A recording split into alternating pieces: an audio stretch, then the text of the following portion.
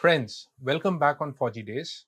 We have with us a very special guest, Lt Gen NS Brar, who is a gunner officer and former Colonel Commandant of the Regiment of Artillery.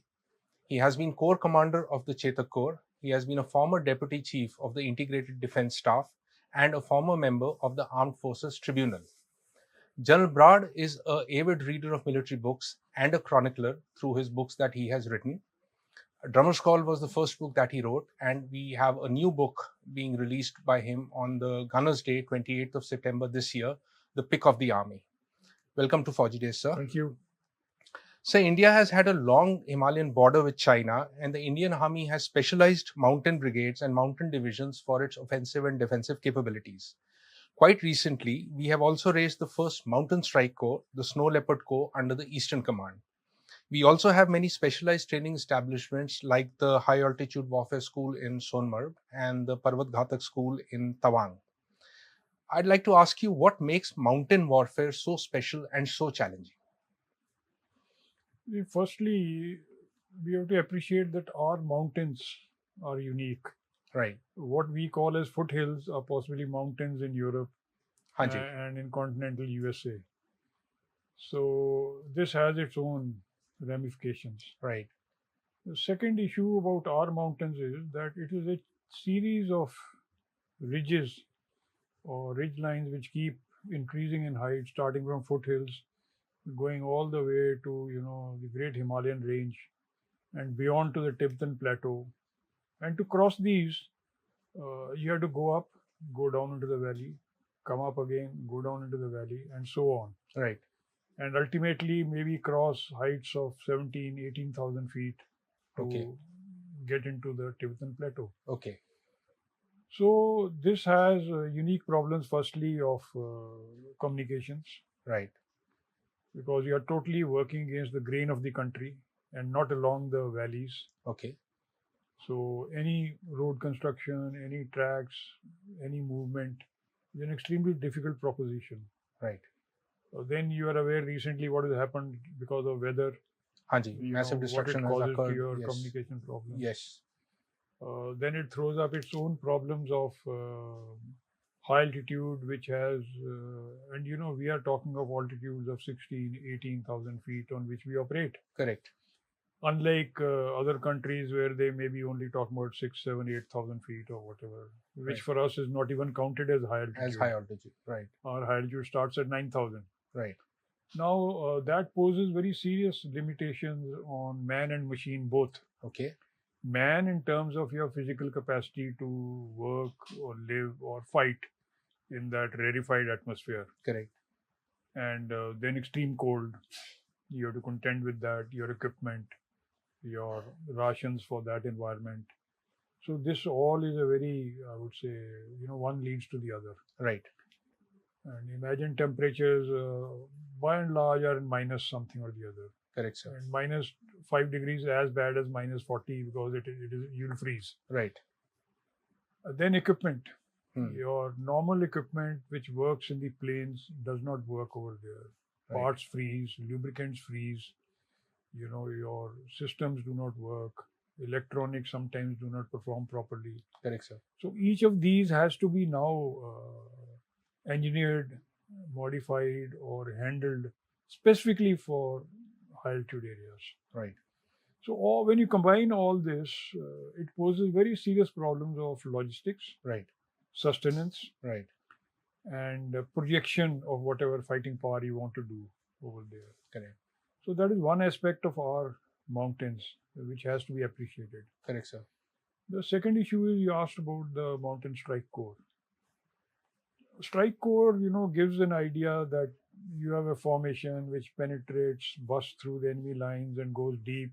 Correct, sir. And causes havoc and all that. This is all right when we talked of strike corps in the plains. Right. With the mechanized element tanks and armored personal carriers and self-propelled artillery. Right, sir. Breaking through and going deep 60, 70, 80 kilometers. Right, sir. That's not the case in the mountains. Not in the mountain. Correct. Firstly, the sheer logistics required to sustain any kind of a force of this nature is mind-boggling. Right. Secondly, the mountains give a lot of advantage to the defender. So any attempt to break through him and go in depth and all that is not a easy Not an easy proposition. So in our case, as far as we are concerned now, there is very little scope for any deep penetration. But you do need reserves. Strike corps is a misnomer. Mountain strike corps. Right. It should be just a mountain corps. Mountain corps, because it's mostly going to be defensive rather Defensive than offensive. or very limited, Limited offensive. quid pro quo actions or something, or taking advantage of a localized situation, that kind of a this thing. Right. So we need those reserves, Right. specially trained, equipped for performing all that, strengthening, weakening areas, and so on. So to that extent, what you have raised is appropriate. But the nomenclature, I dare say, is not appropriate. It sounds very different. It gives wrong ideas to people. Correct, sir. So the earliest mountain warfare formations of the Indian Army were, of course, the British Indian Army Mountain Artillery regiments. And in the forthcoming book that you're going to be releasing on Artillery Day on the 28th of September, you have documented many facets of their remarkable history. And in the title, you have called them the pick of the army. So why were the Mountain Artillery regiments the pick of the army? Before I come to that, a bit of about the mountain warfare or mountain formation. Yes, sir. We had no real experience of mountains and high altitude warfare historically, except for Zorawar Singh, who had led expeditions into Tibet and that height of winter. Yes, sir. Yeah. Which was remarkable Hanji. For that age and with that equipment available. Now, as the British advanced westwards, and finally when they took over Punjab after Ranjit Singh's death, Hanji. This is the first time they confronted mountains, the old frontier, Afghanistan. And to deal with that, whatever was the problem there, that's a separate story by itself. Correct, sir. You needed something which is, and firepower, artillery is always a requirement. Even in the plains, it was always a problem to be able to haul this heavy equipment the guns up to the place of requirement. Hanji. And that posed serious limitations on what you could actually, much that you desired very heavy artillery to break down fortifications and this, that, and the other. Yes. But to position it and take it till there was a challenge. Was a problem. So there had to be a compromise. So what finally came up was that, we evolved mule pack artillery, which can go on any track, where a man can go without using his hands. Right. A mule can go. And it could be very quickly moved, assembled, effective, ultimately till about 6,000, 7,000 yards, which was good enough. Correct, sir. And so on. But why pick of the army? You see, after 1857, the British disbanded all Indian artillery. Totally. Totally. Okay. Except 2 or 3 units of the Bombay Army, which was not affected. So, and after taking over Punjab, the disbanded army of Ranjit Singh, they raised about 4, they called them light field artillery units. Okay. So these 4 and the leftover from the Bombay artillery, these 6 or 7 units, to employ them on the frontier, they were converted into mountain regiments. Oh, I see. And then mule packed. Okay. So the sum total of artillery which the Indian Army had was these 5, 6, 7 handful of mountain batteries. Right. And the frontier was never without trouble. Right. Something or the other was always. And these batteries were constantly in action on the frontier till, I would say, 1847. Right. These or whatever was raised subsequently by them. Correct, sir. Now, this is the only artillery in the entire Indian Army. Not even 5 or 7 batteries, which amounted to equivalent of 2 or 3 cavalry regiments or 2 or 3 battalions. Correct, sir. They're much sought after. Yeah. By the British. It was officered only by British. Right. Till 47, no Indian was commissioned into them. Right, sir. British sought after them. The best of their people came. And also because you needed, a little above average individuals physically to handle this heavy equipment, mules and whatnot. So it was the best of the men also that you recruited. Correct, sir. And it was also prestigious because these were the only artillery units, Topkhana in the Indian Army. Right. So all this combined made them into a very, very specialized, elite, outstanding force.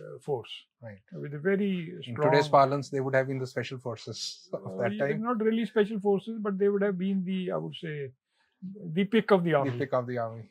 Exactly. And this phrase comes from Kipling's poem. Okay. Titled Screw Guns. Right. Which is mountain guns. Right.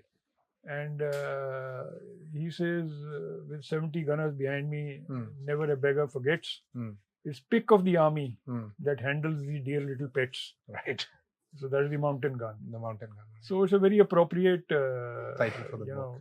Nomenclature Kipling gave, and I thought it appropriate in the book also. No, it's a remarkable history about which we know so little. And you mentioned in the book that after all the post-World War changes and India's independence, the 22 Mountain Regiment became the sole inheritor of a 100-year legacy of excellence of a unique body of men and animals. You have called it the original Screw Guns and Mules Regiment. Please tell us more about this remarkable regiment of the Indian Army, the 22 Mountain. You see, by World War I, there were about 14 or 15 mountain batteries, which saw action all over. In fact, the contribution of Indian artillery in World War I is mountain artillery. Right, sir. We have written about it. Yes, sir. And by the Second World War, there were about 25 mountain batteries. 17 came to India, and the other went to Pakistan. Okay. In Pakistan, as well as in India, most of them were either put in suspended animation, right, which means frozen, right, or they were converted to field artillery. Right, sir. So what we were finally left with were 4 mountain batteries total. Right. Mule packed, equipped with 3.7 howitzer, which is the screw gun. Right, sir. In the Indian Army by 1950. Okay. Because the other one, 24 Mountain, which came to India, they were converted to mediums. Right, sir. And one battery came to 22. So I'm just interrupting you for a minute, sir. If you'll explain our viewers, what is the difference between, for example, changing from mountain to field regiment means, what does it entail? And when you say medium, what does it entail? So how does the artillery have these categorizations? Well, you see, these are nomenclatures given on the type of equipment you handle. Right, sir. The lightest, most easily to handle is mountain artillery. Okay. So units equipped with that are called mountain regiments. Right, sir. Then next is general employment in the plains. Okay. And where have you drawn by a vehicle. Those are field artillery. Field artillery. Which give you a range of 14, 15, 17 kilometers. Okay. I'm talking about those days. Okay. Today it's much more. Hanji. And then you have these very few heavy kind of delivery means. Right. A shell weighing 80 pounds. Okay. A gun weighing 6 to 7 tons. Right. Towed by a 10-tonner vehicle. Right. These are mediums. These are mediums. Of course, ultimate is there is heavy also. Okay. But we had only one heavy regiment.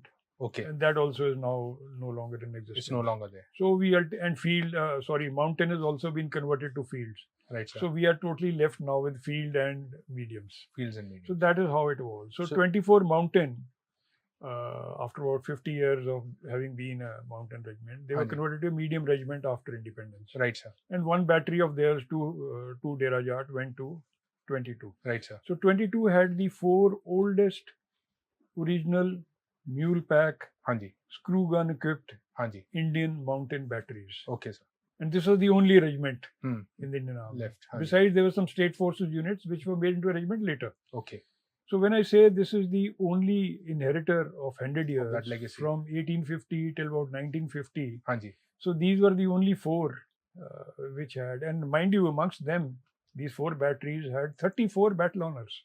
Okay. 34 battle honors, which most of the infantry, in fact, I don't think any infantry regiment or cavalry regiment has could boast of.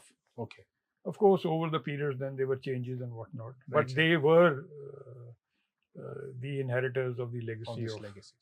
So the famous Bofors gun, sir, would that be a light regiment? It's a medium gun. It's a medium gun. It's a medium gun. And what kind of a gun would be a light gun today? Light would be...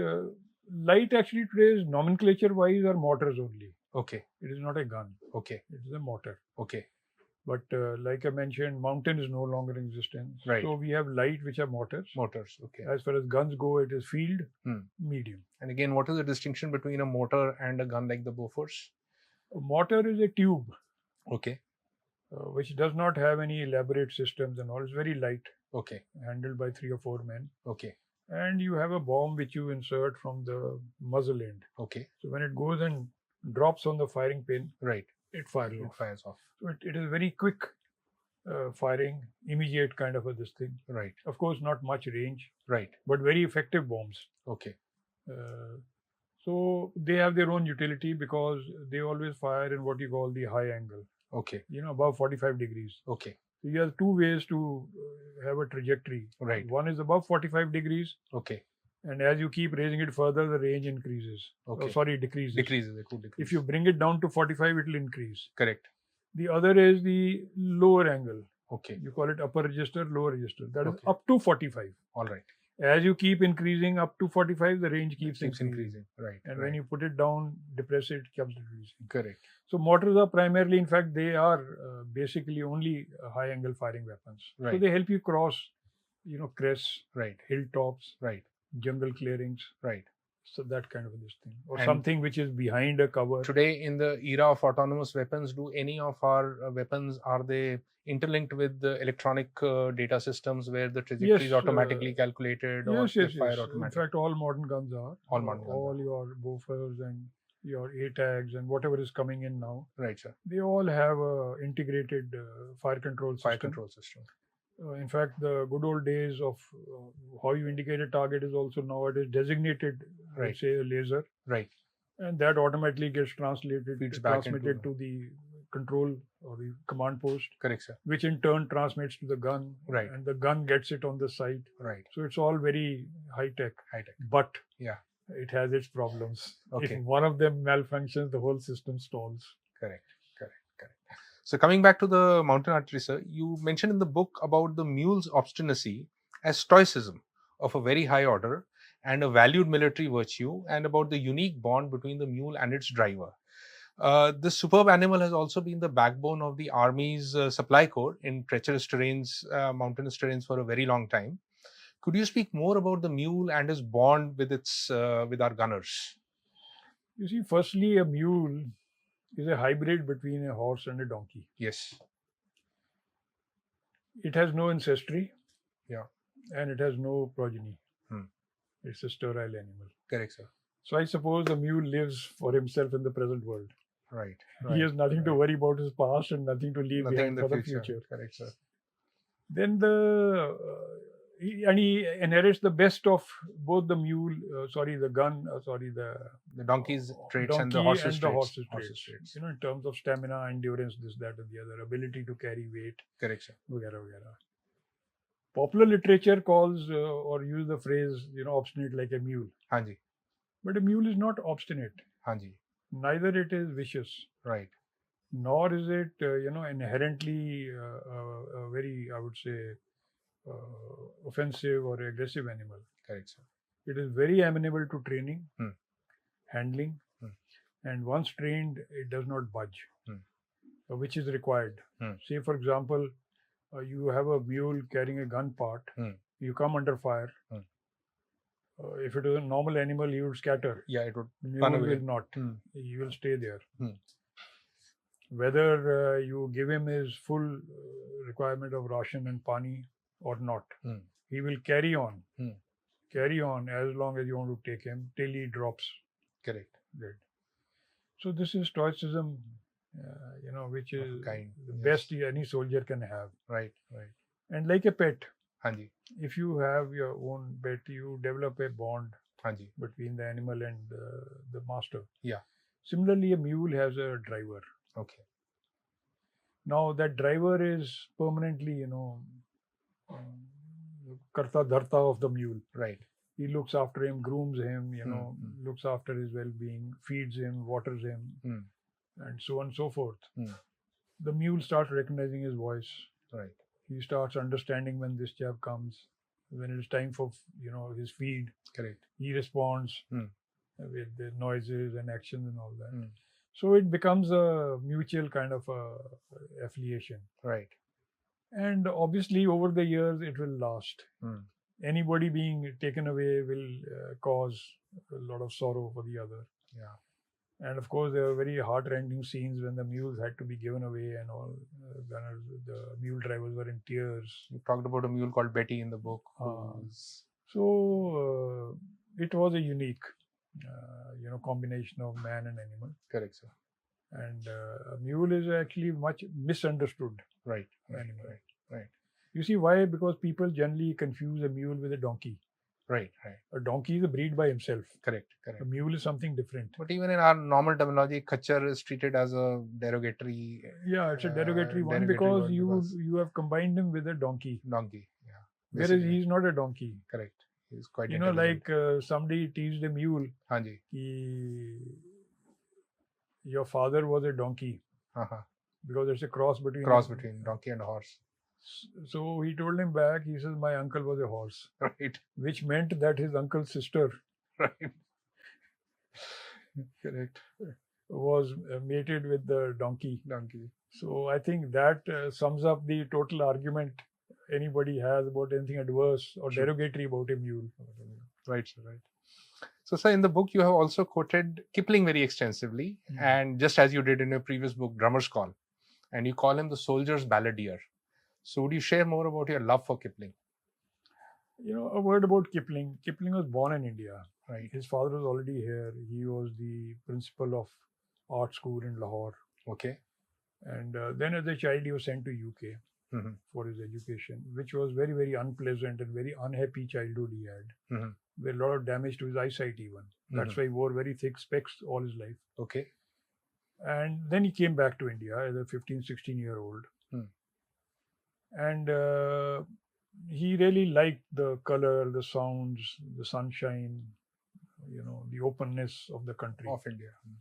And as a young 17, 18 years old, he joined the Civil and Military Gazette in Lahore. And he became a part-time contributor under a pseudonym, a pseudo name, and also an editor or whatever and all. And he was very closely associated with the military, interaction and all that. And perhaps I rate him as one of the best persons who has understood, I would say, the intrinsic goings on of a soldier. Okay. So that was one part of him. Second, he was an unabashed racist, a great propagandist of racial superiority. Of the British Empire. The good the empire is doing to the, the Indians and so on and so forth. But that is the other side of the story. Right. So you can hate him for that. Right. I have no dispute. But you have to accept that he had a very deep understanding of the soldier, his problems, and his issues, and he wrote extensively on him. That's right. And that is why I call him the balladeer of the soldier. Correct. And like the poem I just talked about, Screw Guns, or you talk about anything else he wrote. That remarkable poem, If, that is there. If is also there, and very remarkable and poem. So much more. So that is a very, very appropriate and very, I would say, incisive. As far as writings about the military, the soldier, and all is concerned, the environment is concerned. Right. So one has to give him credit for that. For that part. And leave the other part aside. Let that not override. Which is true for most people, that you have both sides to something. So let that not override, his relevance where it is. So I quote him quite a bit.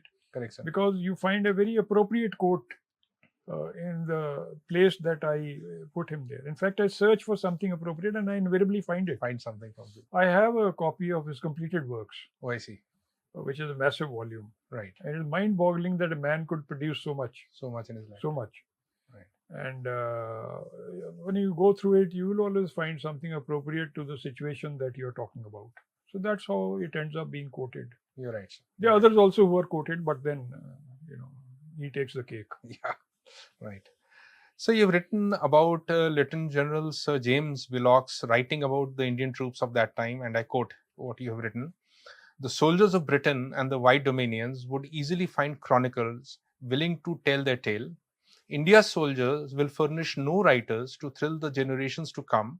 They will just pass with the great masses of India, content that they have done their duty and been faithful to their salt. Why are we such poor chroniclers of our military history? Why don't we have engaging military authors? And why do we not preserve our memories? See, culturally, we are a society which believes more on oral history. Okay. You have these epics told down the ages. Yes. They get a little modified, embellished. Some end up as myths, and so on. Right. Very little written recording we do. From the ancient times also. From there's the nothing. ancient There's times, nothing. you have Yeah. balladeers, you have chroniclers, you have court. They will tell you whatever you want on the spot, Correct. but they'll have no record. So that is one, inherent Historical aspect of what. part of our society. Hanji. Second is that as far as the British were concerned, the colonial period, about 200 years, obviously there was nobody who could really write in the languages which the British could. That Right. is basically English. Right. You had no one. You had no officers. Hmm. You had no intellectuals in the military. Hmm. So that writing was again restricted. Right. You'll be surprised there's only one recorded book by an Indian soldier. Hanji. That is Sepoy to Subedar by Sitaram. Sitaram. It's That's a fascinating book worth reading. Right, sir. It was compulsory reading, the translation, for all British officers coming to India. To familiarize them It with is, the. it is so, I would say, informative. Right. But that is one odd. Hmm. But on the other hand, let me tell you that of late, say last about 20, 30 years, there has been a lot of writing by Indian, military men. Right. On a lot of matters military, veterans, historical, anecdotal, recounting things and all that. Correct, sir. So I suppose we are finding our feet. The only comparison was that if you look at the output in the West, for example, on the world wars or any Vietnam War or something, there are literally so many books, That books, is because, you see, our books are a handful compared that to. is because the entire society was involved in these wars. Right, sir. It affected everyone. Right, sir. And even soldiers left behind letters and writings which are I was relevant. about to mention, for example, we were recently doing a blog on the love letters of soldiers, and we could come across so much stuff from the Great Wars where soldiers have written to their families, whereas in India we can't find a record of what a soldier would have written to his family. He's written something which is, we don't have a tradition of preserving. That's right. Like India office, if you go to UK, miles and miles of documents lying over there. Soldiers' letters, even ledgers of East India Company. Okay. What was paid, what was bought, what was sold. Mm-hmm. Even they are existing. Right. So that record keeping, writing in any case, all this combined makes it, a little, I would say, deficient. That's right. That's right. So you wrote about the great game in the Himalayas in Drummer's Call, and in one of your articles about the great game afoot today. Tell us something about this geopolitical game that never ends in the subcontinent. What is this about? You see, whether it was the earlier Indian empires,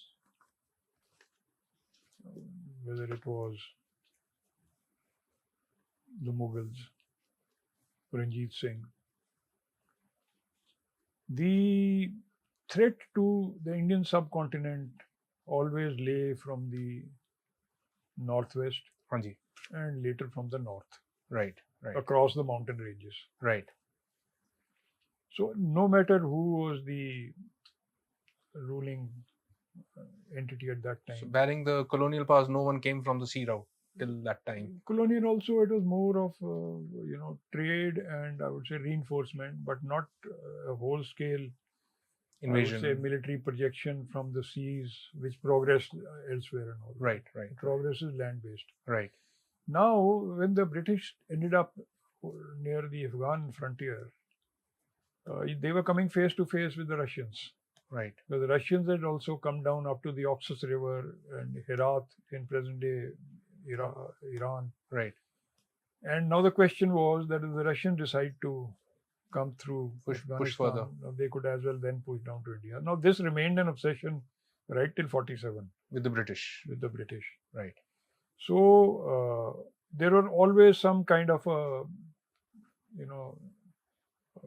I would say underground activity going on, to keep a sense of what is happening, which way is the Afghan population being manipulated, Right.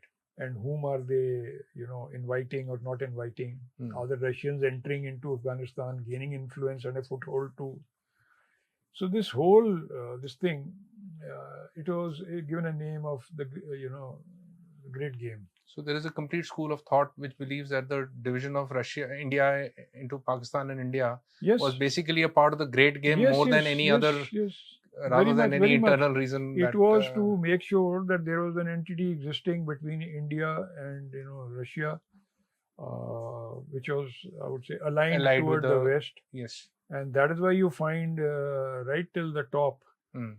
they made sure that some kind of a wedge or a portion is maintained between us and them, Hmm. so that you have some kind of buffer. And this buffer was sought by the British all along. They wanted Afghanistan as a buffer between the Russians themselves. Right. They wanted Tibet as a buffer Hmm. between themselves and the Russians, from that side, so Right. that this remains a neutral kind of entities thing. Right. Present day great game comes to, you see, when the Chinese have come up to Tibet, Right. that buffer is gone. Right. Very much required, but we have no buffer. Now you are Face to face with face them to face, on the confronting border. each We other. have a live border. And similarly, when Afghanistan, the Russians came down, now it was, that buffer was no longer there. Of course, Right. it doesn't matter that they went out. Right. But this game goes on. Yes. Even till today. The United States Afghanistan has is a just been pawn there. Yes. in Yes. this whole international game of how Yes, you use yes. them or misuse them. Yes. Mostly misuse. Yes. So And that's how it's it is. famously called the graveyard of the empires Yeah. in Afghanistan. So, sir, a lot of what you have written in Drummer's Call touches upon the essence and the art of soldiering. What does it mean to be a true soldier?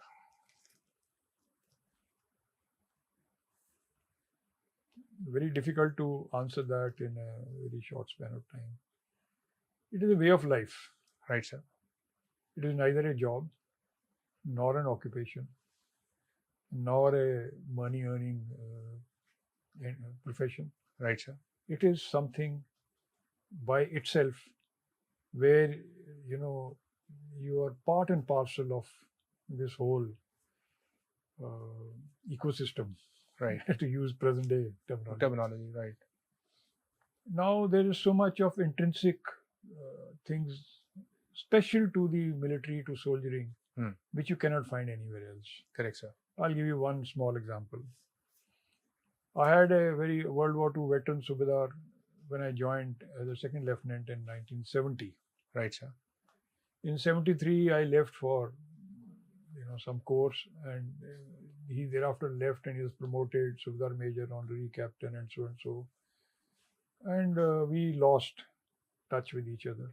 Right, sir. About 2 years ago, 46 years after we parted company, he found out from someone where was I. And fortunately, his grandson was a professor here in one of the colleges. Right, sir. So 95 years old, traveled from Jammu to his grandson. And he said, so-and-so stays somewhere there. Now find out where he is. And one day I get a call from his grandson. So-and-so wants to speak to you. He spoke to me. And I asked him, where are you? He said, I'm staying with so-and-so. I want to come and meet you. I said, just wait on, I'm coming. I went and picked him up, brought him home. It was a very emotional, meeting. Right, sir.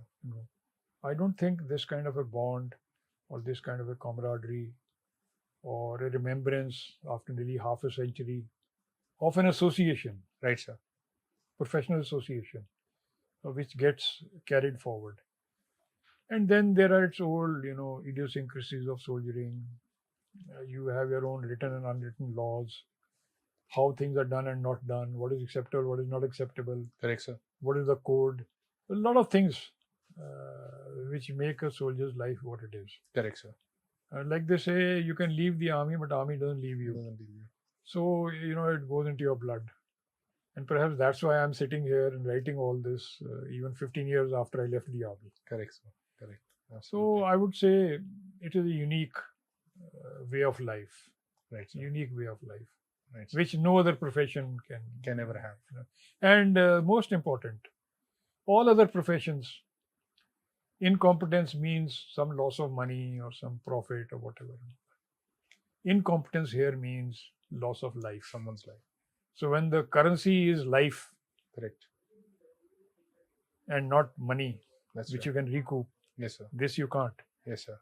then the whole system or the whole environment within which all this works is something unique by itself. It is not what you see every day outside. I agree, sir. I agree. So, sir, how have you seen Indian soldiering evolve over your span in service and later? What has been the change that you have seen in this ethos of soldiering? You see, everything changes with time, and more pertinently these days with technology. Very simply, I joined a military school at the age of 10 and I retired at the age of 60. Right. So I've worn the uniform 50 years. Right. And things have changed, but they have not changed. The military school you refer to is RIMC. Right. So what has changed is I would say, outwardly, what is the world coming? You change with that. Like we wore starched cotton uniform, starched. Right. It had to be razor sharp every morning. Today it's no longer there. You wear synthetic stuff and all that. So you can call that change. But the uniform has not changed. The involvement with the uniform has not changed, and Right. so on. So equipment has changed. Right, sir. Yes, the officers and men, there is a change, but the purpose remains the same. Right. At my time, you had soldiers who were barely 3 class 4 pass, very rarely a matriculate, but they were very good soldiers. Today, minimum entry is a matriculate. Right. So that is one aspect. Similarly, officers. We had officers who were very, very clear, this is my job and it has to be done. That's it. And they enjoyed doing it. Today, we have very well-educated, articulate officers who can analyze things, write about things and all that. Correct. But yet, he still is the one who knows what his job is and what has to be done. What has to be done. So there is change. And continuity. Right. Sir. So while symbolically things may change, but the purpose remains the same. Right. Right. That's appreciated, sir. Another comparison I'd like to draw is, sir, when you see the images, especially through, say, movies or something of the American soldier, the way they've been in Iraq, Afghanistan, the British soldier, the Chinese soldier, Pakistani soldier. How do you compare them to Indian soldiers? How is Indian soldiering as compared to? You see, the American or the other soldiers, what is their motivation to fight? Right. Every soldier has some reason to be in uniform. Yes, sir. But most of these countries have more often than not had, conscription. Right. So whether he likes to soldier or not, he has to. So his attitude or his approach to soldiering would be oriented in the circumstances in which he has entered the military. Correct, sir. We have never had conscription at all. We have always had volunteers. And we have had volunteers in both world wars, up to 2.5, 3 million soldiers, volunteers. Right, sir. So when you volunteer, you want to do that. Right. Nobody called you to join the military. So that is a fundamental difference in your approach to soldiering. So, and why do you want to, fight? The American may be for democracy, freedom, this, that, other, which for Indian soldier is not directly. Is all high-flown theoretical. He fights for his izzat. He fights for his namak. His oath, his fidelity, his loyalty to the organization, and he fights for his paltan and his comrades. So this is something unique, which produces a soldier, a cut above all others. You would have seen recently we had a contingent in France on the Bastille Day. Yes, on the Bastille Day. Yes, sent a contingent. Yes, sir. And if you saw that little interview of the Subedar as part of the continent, so when he was asked, how do you feel being in France? I would bet that normal Western soldier would say, oh yeah, good weather, this, that, other, and all that. We are enjoying it. Right. But this man, he said, our forefathers fought here. We shed their blood here. In both the wars, yes, sir. And we are very proud to be here to pay homage to them. Right. So, that's the difference. Not only that, sir, the most recent trend has been of the Western armies and even armies like Russia now using mercenaries in a very big way. For example, Iraq was fought with Blackwater, and now Ukraine is being fought with this Prigozhin and the Wagner group. So that is so tomorrow the Indian soldier, if ever there were to be such a conflict, would probably be facing mercenaries on the other side. So how do you see that playing out? Well, there is no comparison between a regular professional committed soldier and a mercenary. But then you can't discount after all that he's also fighting. He's equipped to fight. In many ways, the Pakistani soldiers who are sent here are sort of mercenaries, where the Afghans have been co-opted to, go into Kashmir for money and create havoc. But you have to deal with them. You can't wish them away just because they're mercenaries. Right. They are fighting men. They're fighting men. Whatever, good, bad, indifferent. Right. So they are what they are. So Pakistani has employed irregulars in almost every war from 47 onwards to Kargil. Kargil. But then in due course, you found what happened to them. Yes, that's true, sir. So the latest, the Agni Scheme that we have just formulated, and there's been a lot of debate about it in the media elsewhere in the veteran community. How do you see it impacting our soldiering, the ethos that you've just described? How would it impact us? Personally, I think in the long run, this is not a good idea. Okay. For various reasons. Right, sir. More of intangibles than what is physical. First and foremost, my view is that you can't train a soldier in 6 months. Right. You can barely put him through the basics. Right. And now what will happen is that this, I would say, half-trained soldier sent to a unit will become the responsibility of the unit to train further. They will spend anything up to a year minimum to bring him up to scratch. The mark. 1.5 years is gone. 2.5 years are left. What use they'll be able to put him to, I don't know. And in this time, by 2 years, most of them would have decided whether they are going to be kept or not kept. Right. So those who are sure that they are not going to be kept are dead wood. Right. Correct. They are no use. The motivation is not there. It's not there. Yeah. So that is one serious aspect of this thing. The other issues which keep coming up about, and of course you are going to release a large number of young men trained to handle weapons on the civil street. Correct. It has its own implications.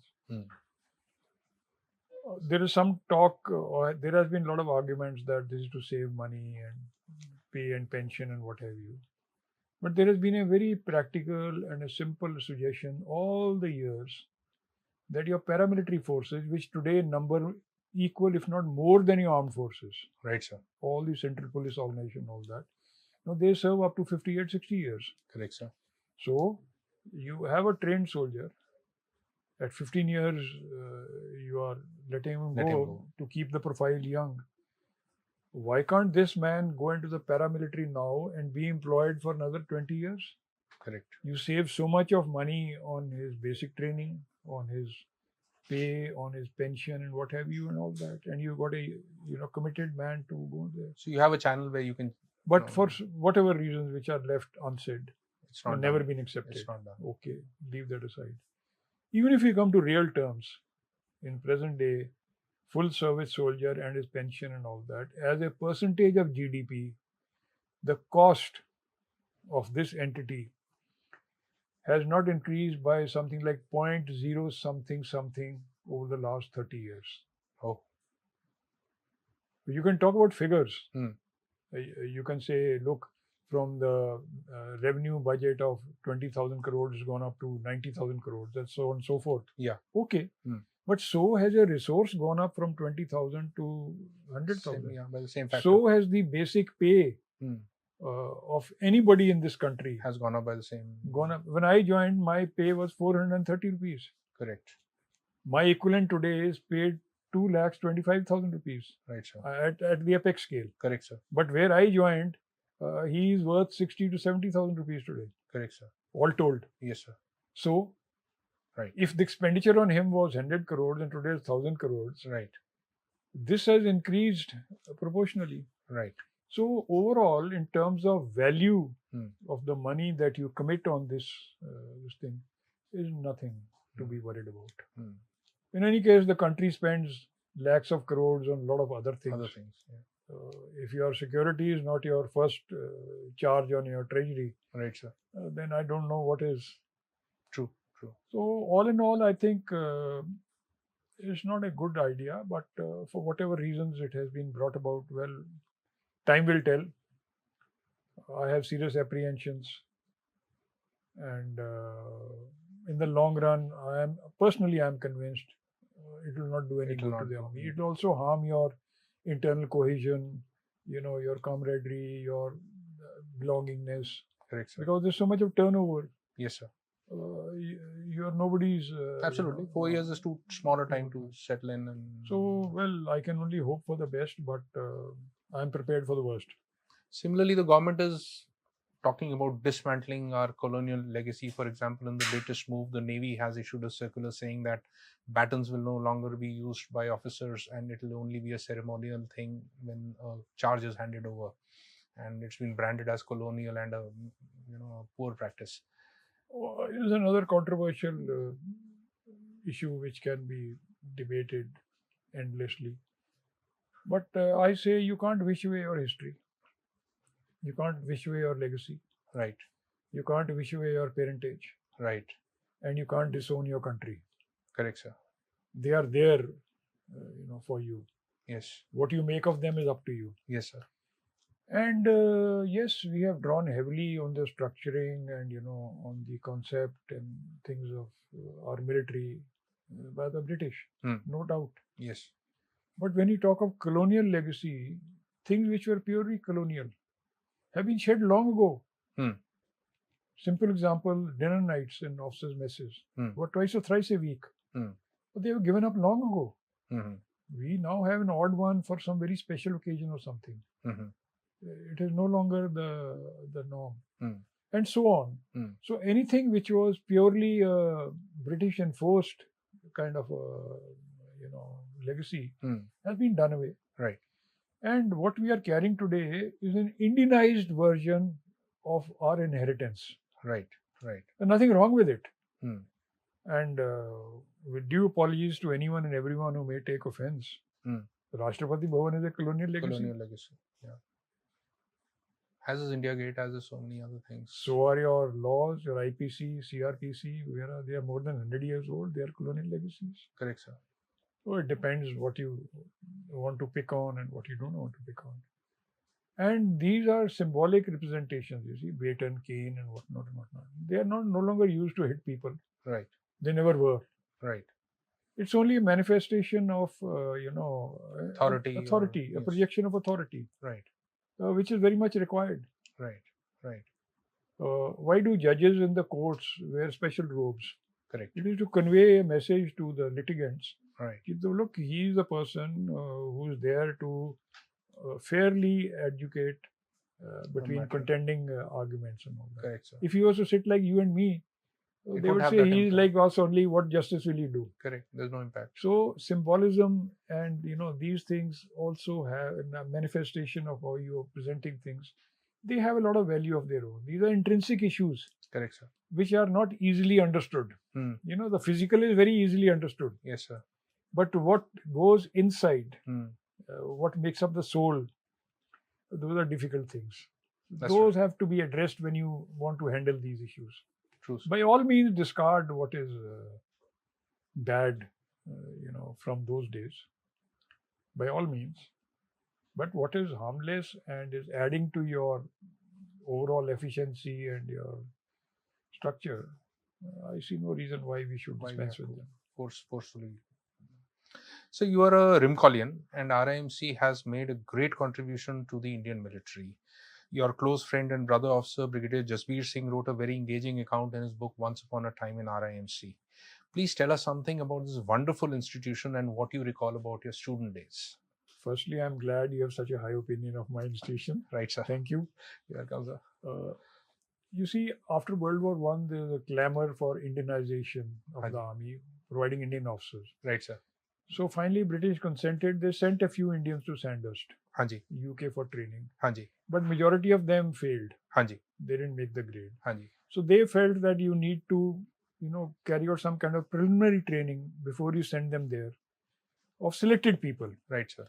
So this RMC, then Prince of Wales Royal Indian Military College, was That's opened in 1922. That's right. With the purpose of selecting people, training them, and sending them to Sandhurst. Correct, sir. And it did a very good job.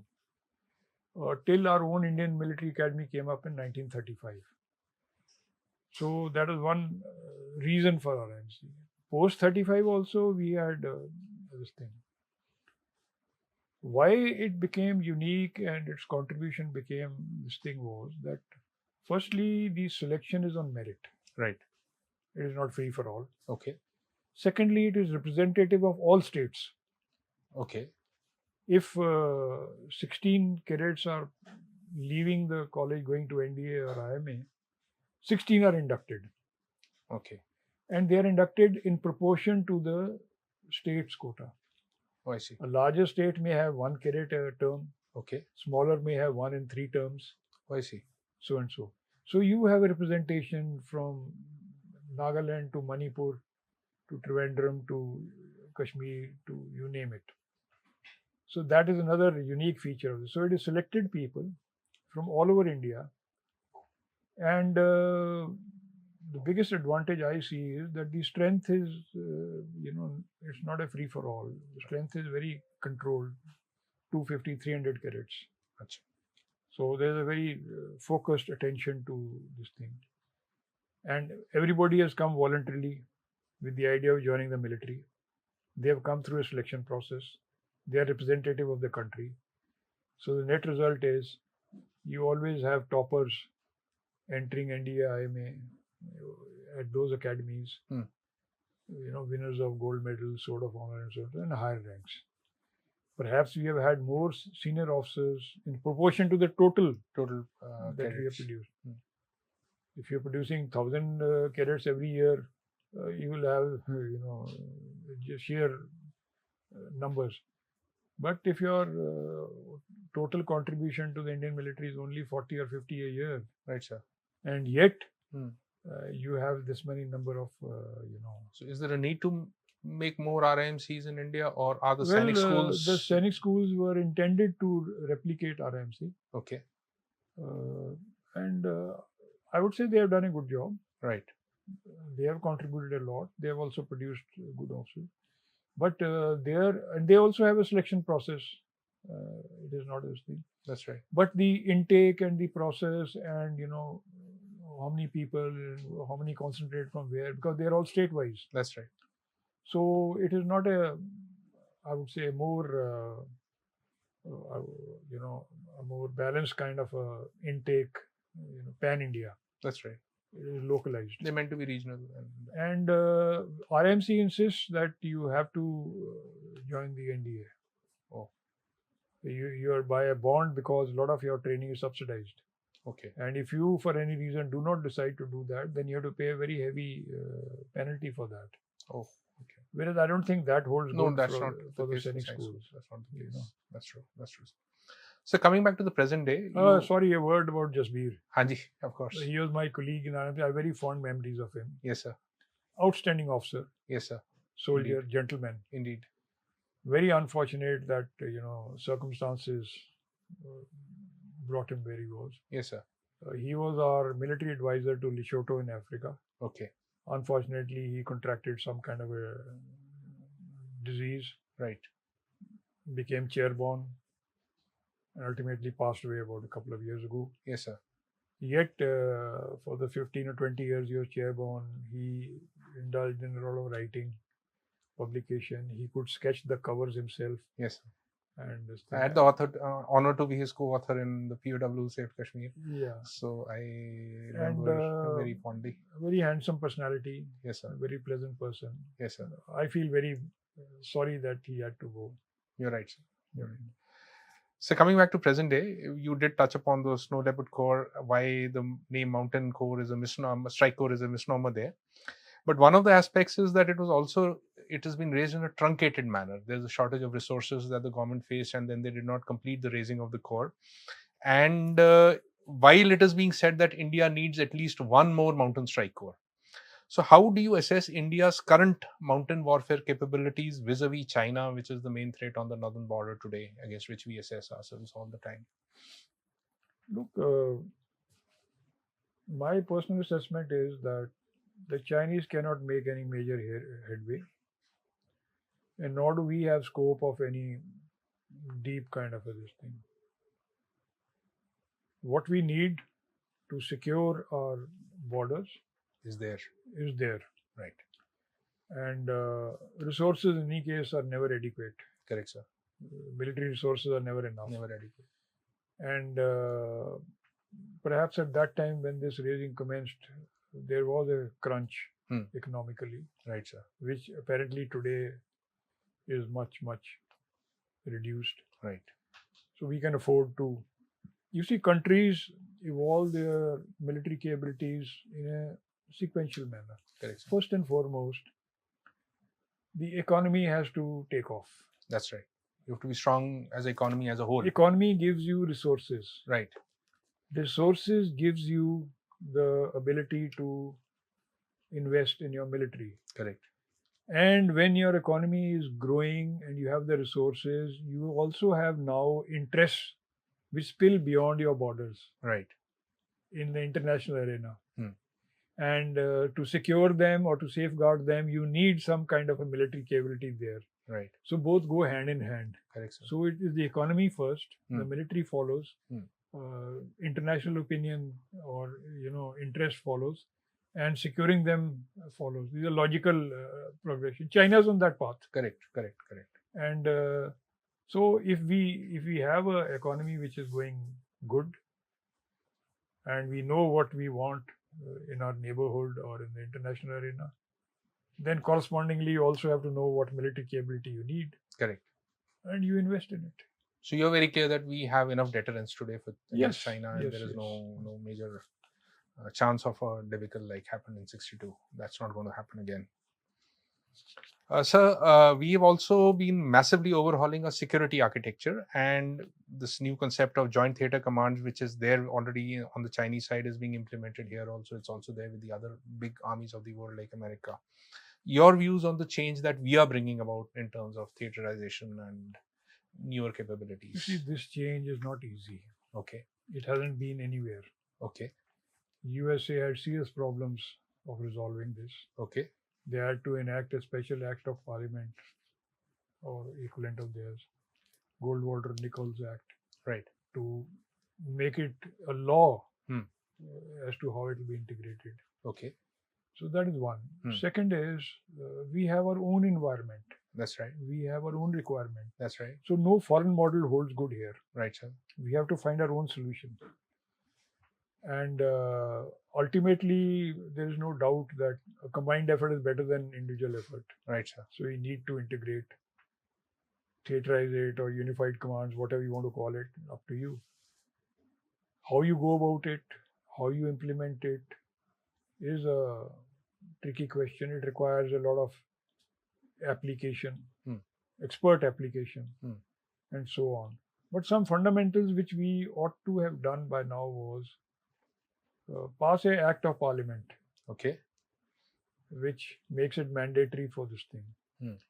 And clarify the command structure as a law, not as a mutually understandable this thing. The CDS will be first amongst equal, but he will not be superior, yet he will control and all that. These are ambiguous. Military does not function that way. Correct, sir. It has a commander and it has a subordinate. Correct, sir. So enact a law by an act this of fuzziness parliament. of command that we have at the absolute top level, is that a deliberate thing in terms You of see, civil-military relationship? yes, you're right. A lot of, I would say, influence comes in because of equivalence Hmm. with the civilian structure, protocol, Hmm. order of precedence. Hmm. Hmm. I think this all needs to be, somebody has to take charge Correct. and put this aside for a change. Hmm. And everybody has his own place. Right. And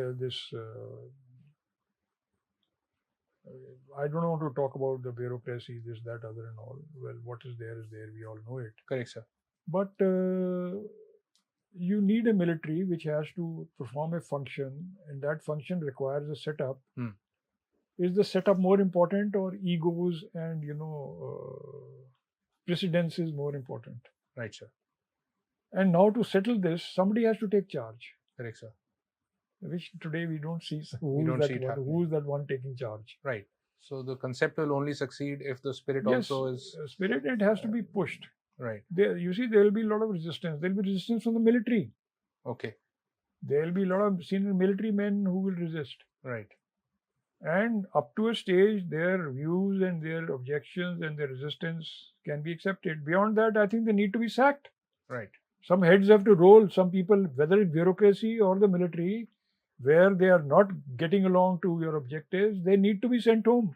Right. Now, unless you adopt that kind of an approach, you cannot bring out these major Cannot changes. have the effective. Yeah. Nothing big happens without some firm kind of Resolve. action. You're right, sir. Absolutely. Sir, it's been a great conversation. And lastly, we have a set of rapid fire questions for you, which you can either answer in a single word or a single line. And I'll just run through them very quickly for you. The soldier you admire the most? Difficult question. Personally, I admire my first commanding officer the most. Okay, sir.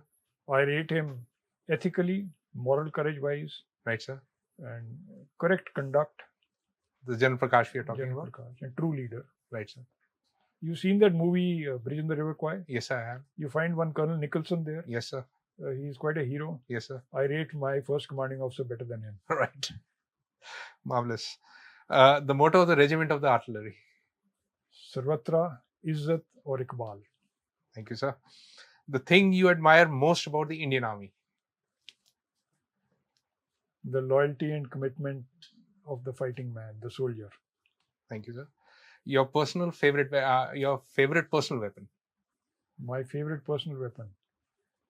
Well, I haven't done a lot of killing, so I wouldn't have one. But I think something equivalent to an AK-47. Okay. Would be. It's by far been voted by everybody. I'm just You're sharing talking that about with you. personal weapon. Personal weapon. But if it was a weapon otherwise, I would rate the 130mm gun, with which I served all my life. Okay, sir. Outstanding artillery piece. All right, sir.